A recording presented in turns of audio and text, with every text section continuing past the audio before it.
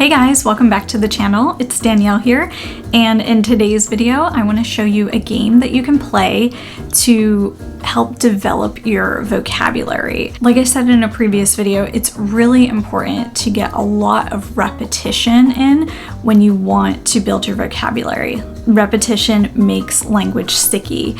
So we want to do activities that repeat the same vocabulary words over and over again that make it more likely for that vocabulary to stick in our brains.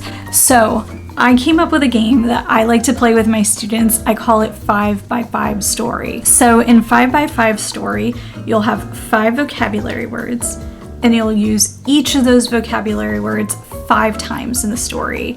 So you'll have 25 uses of these words altogether. So again, 5 words used 5 times each. So in the 5x5 story, there are different ways that you can do it. You can write your story out if you'd like. You could just say it out loud. You could do this by yourself. You can do this with other people, in small groups, with a partner, or in a whole class. So what I'll do is I'll show you an example of how 5x5 story can look, and then later I'll explain different variations of the 5x5 story. So no matter what kind of learning conditions you have, you're either on your own or in a big classroom full of people, there's a way you can apply a 5x5 story. Also, there was somebody who left in my comments that they like using theater, they want to study theater. And so this is actually a really great activity to do if you're into theater games. I'm pulling this from my improv training. So actually, the way I'm going to do the 5x5 story today is I am going to improvise the story for you all.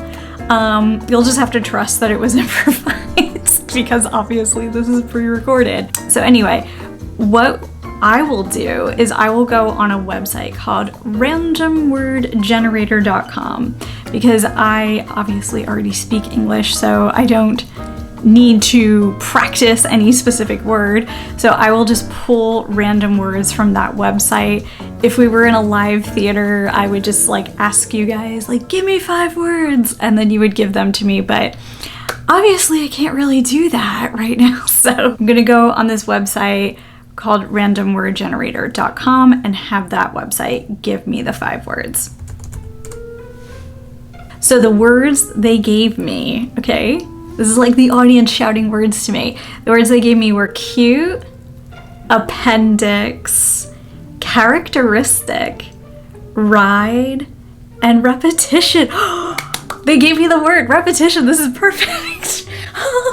Like the gods have spoken. Okay, this is so weird. All right, so what I'm gonna do to help me with the story is I've got this little whiteboard here. I'm going to write the 5 words on this whiteboard so that way I can remember what my 5 words are. So I'm gonna write them here. Okay. So these are my words. As I use my words, I'm gonna make little hash marks next to them so I can keep track of how often I use them. One thing I'm gonna note for the 5x5 story is that it's not normal to use typically low frequency words so often in a story. Like the word appendix, I'm gonna have to do some work to get that word into my story frequently. So the story might sound a little weird at times. It might actually get kind of surreal. Often when I do this activity with students, the stories do get very odd, and that's completely fine because to make it work, to weave all those words in there 5 times each, it's likely to just go in an odd direction, and that is completely fine. The story does not have to be realistic at all. It just has to repeat the words. That's the objective. That's it. And if it gets weird, just have fun with it. Just go with it because that's part of the fun of playing a game like this. So, time to improvise my 5x5 story. Sometimes I like to go for a ride in the car. And when I go for this ride, I sometimes find really cute animals on the side of the road. It's because I live near farms, and those farms have these cute animals around. Well, sometimes I do stop the car and I get out because I want to see the animals more up close, because they are really cute, right? So why wouldn't I want to get close to them? And when I get really close, I can see more characteristics on their faces and more characteristics on their bodies as a whole. I really like when animals have big eyes, because I just think it makes them look even more cute. Okay. There's this one farm though that I like to go to, and they have an area in the back of the farm that they call the appendix. I know, it's like kind of weird, right? Like, who calls the back of a farm an appendix? But that's just what they call the back of their farm. It's like where they keep all their extra farm tools, and it's where they keep extra feed for the animals. And in the appendix,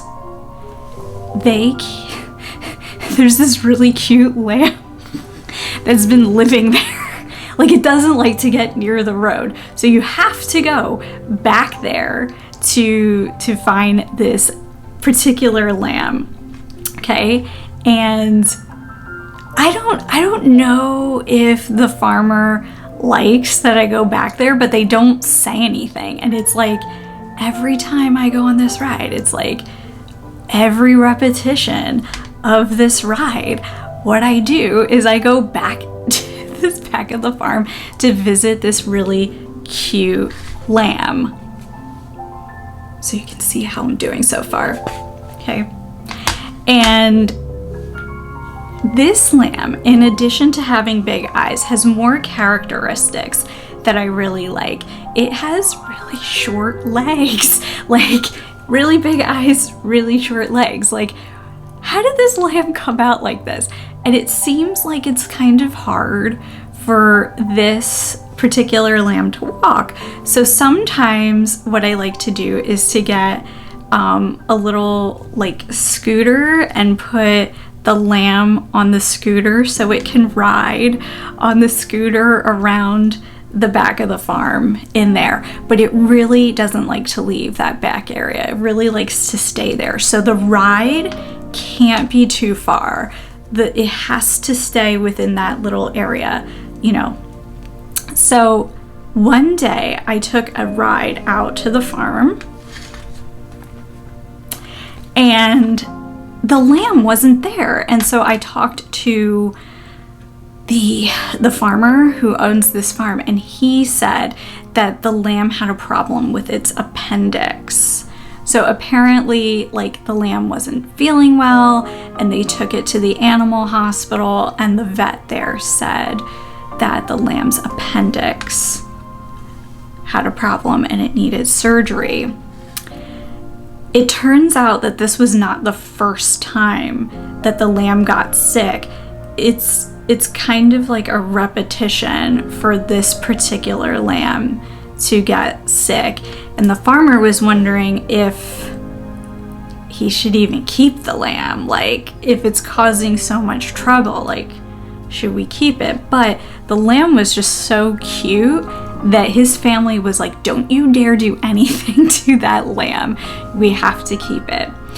I mean, this lamb had so many physical characteristics that were really cute, but it also had a lot of personality characteristics that everybody really loved. And so, you know, every time people would play with this lamb, you know, just hearing its little ba, like the repetition of those ba's would just like call out to people like, we have to play with it. It's calling for us. So it makes me feel like every time I take a ride out there to visit the lamb, even though it's another repetition of the same thing, it's like, I don't know. It's like, I'm glad that I get something good out of it, and I'm glad that the lamb gets something out of it, because if it never leaves that back appendix area and comes out to the road, like, people and other animals always have to go to it. And that's how it will, like, you know, make friends and have like a little lamb social life, right? So that, you know, repetition of what I do to visit, I feel like even though it's great for me, it's really good for the lamb, and I hope that it gets better and its appendix is fine, because I want to keep repeating my visits. I like my repetitious visits.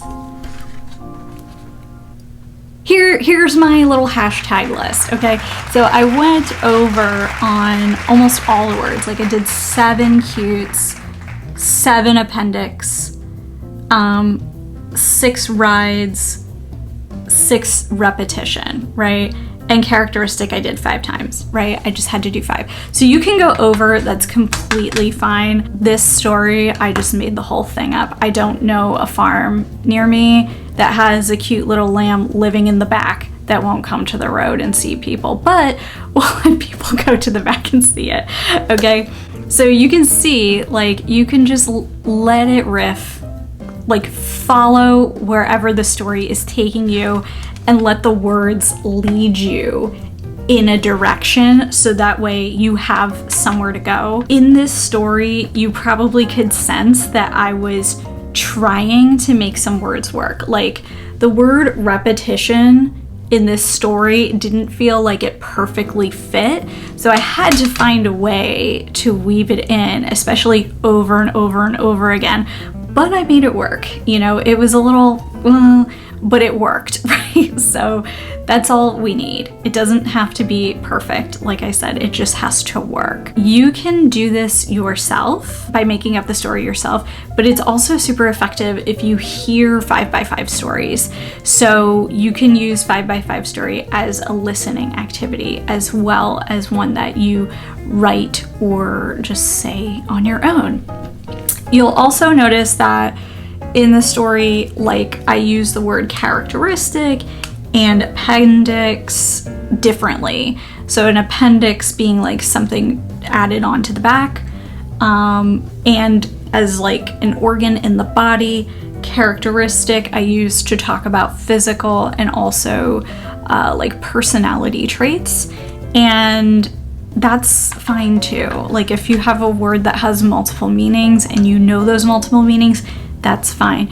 If you have a word with multiple meanings and you tend to only use one of those meanings and you want to work on using other meanings of that word, try as best as you can to get those other meanings woven into your story, so that way you get practice with those. But, you know, just have fun with it. You know, whatever happens, happens. This is a way that you can practice vocabulary, get it in with lots of repetition. I can't believe that word came up.